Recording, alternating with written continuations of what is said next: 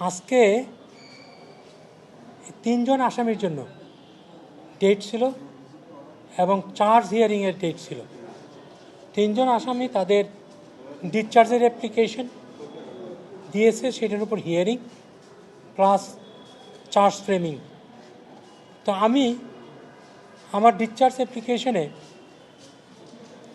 এই ট্রাইব্যুনালে বলেছি যে প্রসিকিউশন যে formal charge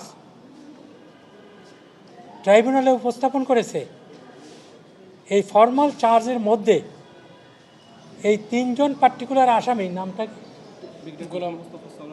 brigadier Tofail Mustafa Sarwar, brigadier Kamrul Hasan, lieutenant colonel Mashiur Rahman Jewel, এই তিনজনের পক্ষে আমি আজকে এই ট্রাইব্যুনালে বলেছি the whole of the formal charge ওনারা কোথাও বলতে পারেননি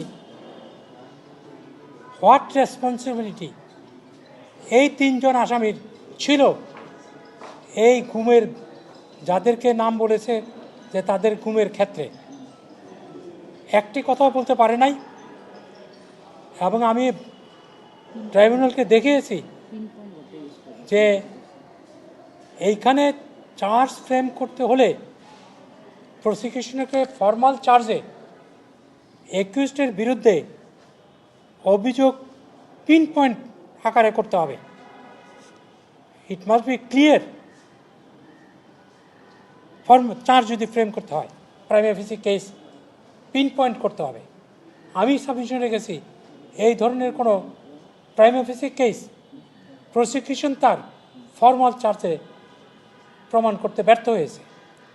আমি কোর্টে প্রেয়ার করেছি যে এই আসামিরা নির্দোষ, তাদেরকে ডিসচার্জ করা হোক অ্যাট দিস স্টেজ।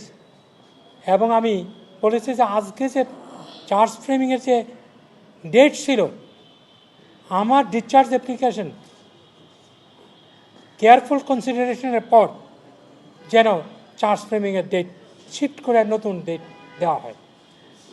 ট্রাইব্যুনাল মেহরবানি করে 2 দিন পাশিয়ে দিয়েছেন। কত তারিখ?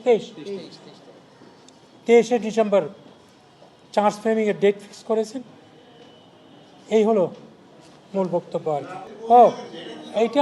এইটা রাষ্ট্রপক্ষ বলতেই পারে যে আমরা যখনই সময় চাব একটা আপত্তি তো ওনারা করবেনই। আর আইনে বলছে